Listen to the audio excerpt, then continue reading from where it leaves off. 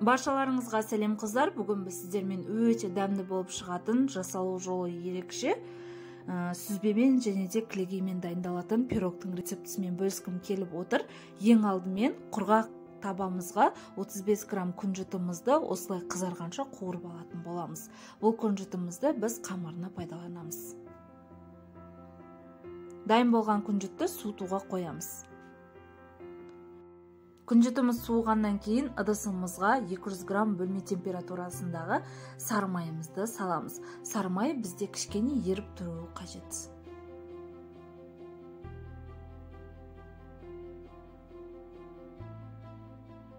Мінекей венчикпен тескен кезде осылай еріп тұруы қажет. Үстінен 2 дана жұмыртқамызды қосамыз. 170 грамм қантымызды саламыз. Үшеуін бір келкі болғанша венчиктің көмегімен не болмаса миксердің көмегімен араластырып алсаңыздар да болады.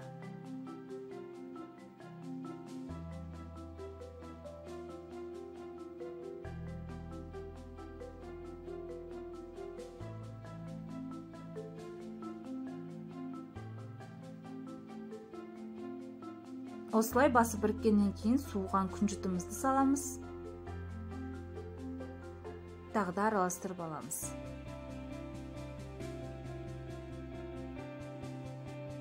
Үстінен қамыр қопсытқышты және де ванилинді қосамыз. Не болмаса ванильді қант қолдансаңыздар да болады.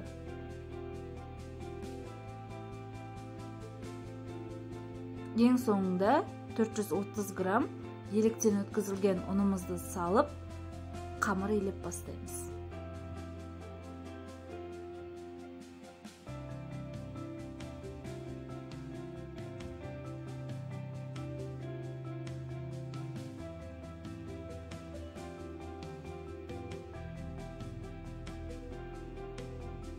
Дайын болған қамырымызды целлофан пакетке салып 30 минутқа тоңазытқышқа жібереміз. Салмасын дайындауға кірісеміз. Ол үшін бізге 850 грамм творог қажет болады. Творогымызға кілегейімізді, қантымызды, жұмыртқамызды, лимонның согын, цедрасын, кукуруз крахмалын барлығын салып, блендердің көмегімен бір келкі болғанша араластырамыз. Бізде кішкене сұйықтау масса пайда болады.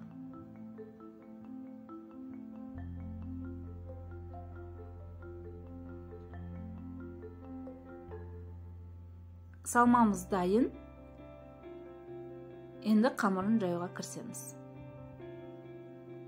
Пергамент қағазының үстіне дайын болған қамырымызды салып, оқтаудың көмегімен жайып аламыз.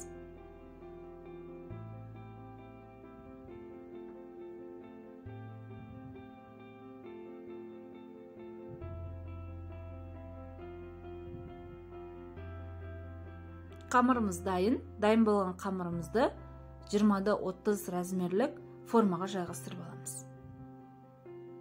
Осылай кесеміз және де шеттерінен артылған қамырларынан бортик жасаймыз. Дайын болған қамырымызды стаканның не болмаса кружканың көмегімен барлық жерлерін түзулеп шығамыз.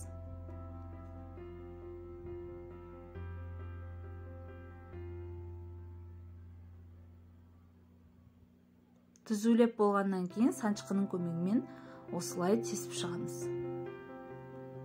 Алдын ала духовкамызды 180 градусқа қыздырып қоямыз. Салмамызды саламыз. Және де өздеріңіздің қалауларыңыз бойынша қатырылған жидектер салсаңыздар болады. Біздің пирогымыз 40 минуттың көлемінде пісіп шығады. Піскеннен кейін міндетті түрде формасынан босатуыңыз қажет. Және де қозғалтқанда ортасы осылай дірілдеп тұруы қажет. Суытамыз. Суығаннан кейін өздеріңіздің қалауларыңыз бойынша әсемдей берсеңіздер болады. Біздің пирогымыз өте дәмді. Жасап көрулеріңізге кеңес беремін. Астарыңыз дәмді болсын.